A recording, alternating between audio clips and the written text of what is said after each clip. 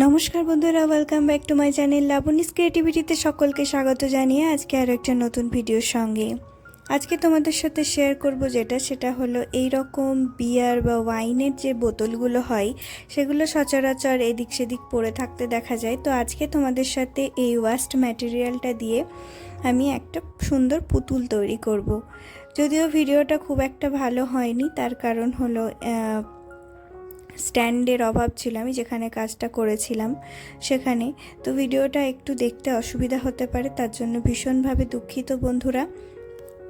তোমাদের সাথে শুধুমাত্র আইডিয়াটা শেয়ার করার জন্য ভিডিওটা বানালাম। আশা করছি ভালো লাগবে আর ভবিষ্যতে এটাকে নিয়ে আরও একটা নতুন বা সুন্দরভাবে ভিডিও বানানোর চেষ্টা করব।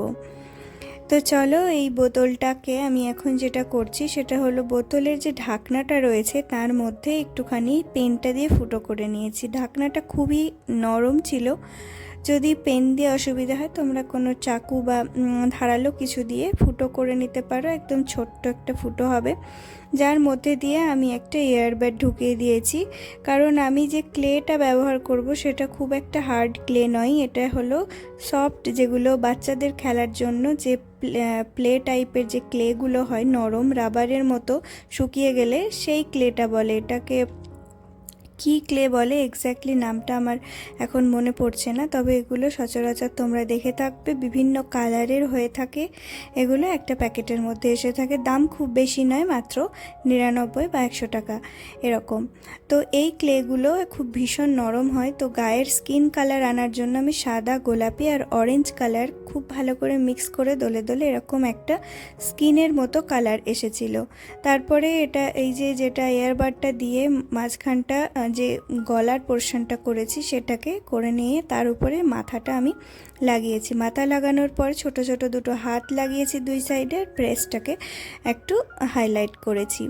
তারপরে এবারে যেটা কালার সেটা হলো বোতলের নিচের পোর্শনটা যেটা হবে সেটা খুব লম্বা হয়ে গেছিলো, মানে পুতুলের মুখের থেকে আর কি বডির যে নিচের পার্টটা সেইটা খুবই লম্বা হয়ে গেছিলো। তো পরে মানে যেহেতু এটা ফার্স্ট টাইম করছিলাম তো আইডিয়াটা মানে বুঝতে পারলাম এবং কোন কোন জায়গায় ভুল হয়েছে সেটাও আমি বুঝতে পারলাম। তো বোতলের মানে পুতুলের মুখটা বা ওপরের পোর্শনটাকে যদি আমি আরও একটু বড় করে দিতাম তাহলে এটা আবার দেখতে ভালো লাগতো। তো যাই হোক, আমি পুরো বোতলটা দেখো নিচ অবধি আমি ড্রেসটা বানাইনি, ড্রেসটা কিছুটা ওপর অবধি বানিয়েছি।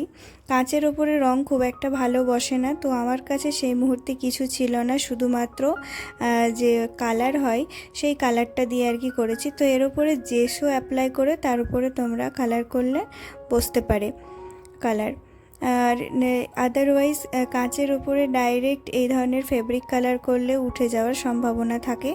আর এই যে মাথাটা হয়েছে এবং আমার ছেলে একটু নাড়িয়ে দেখছিল যে এটা ভাঙছে কিনা, কিন্তু রাবারের মতো হয়েছে, ভাঙবে না, খুব জোর দিয়ে করলে হয়তো ভাঙবে। আর ছোট ছোট করে এরকম একটা ব্রাউন কালার দিয়ে হাতে এরকম দড়ির মতো পাকিয়ে আমি সুন্দর চুল বানিয়ে নিয়েছি আর দুই দিকে দুটো ইয়াররিং বানিয়ে নিয়েছি। আর ব্রেস্ট একটা হাইলাইট করেছিলাম, তার উপরে যেরকম কালারের কাপড় চাই সেরকম কালারের একটা ড্রেস পরিয়েছি আর সুন্দর একটা ডিজাইন করে দিয়েছি ড্রেসের। তো তোমরা যেরকম খুশি একটা ড্রেস ক্রিয়েট করতে পারো আর আইডিয়া চলেই আসবে। আমি একটা স্কার্ট আর টপ এরকম টাইপের আর কি বানিয়েছি। যাই হোক, তারপরে আমি এবার যেটা করছিলাম সেটা হলো চোখ আঁকছিলাম। চোখ আঁকার জন্য কালো রং যদি না থাকে তো আইলাইনার ইউজ করতে পারো তোমরা। ঠোঁট এঁকেছিলাম আর নাকটা খুব একটা ভালো হয়নি, নাকটা কীরকম একটা হয়ে গেছিলো। যাই হোক, মুখের শেপটা খুব একটা ভালো আনতে পারিনি যেহেতু এটা প্রথমবার করছিলাম। আর এরকম একটা হয়েছিল, দেখতে মোটামুটি খারাপ লাগছিল না। নিচের পোর্শনে গ্রিন কালার করে একটা গ্রাস বা কিছু একটা এঁকে দিলে পুতুলটা এতটা লম্বা লাগবে না দেখতে। তো এই হলো পুতুলের ফাইনাল লুক।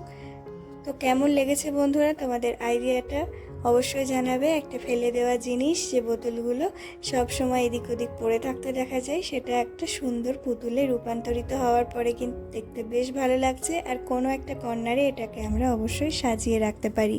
তো আজকের ভিডিওটা এই অবধি, দেখা হচ্ছে পরবর্তী ভিডিওতে। ততক্ষণ তোমরা সবাই ভালো থেকো, সুস্থ থেকো। মাথার ওপরে এই যে লাস্ট আমি একটা যেটা করছিলাম সেটা হলো হেয়ার ব্যান্ডের মতো এরকম বানিয়ে দিয়েছিলাম। তারপর এটা দেওয়ার পর আরও বেশি সুন্দর লাগছিল। তো দেখা হচ্ছে নেক্সট ভিডিওতে।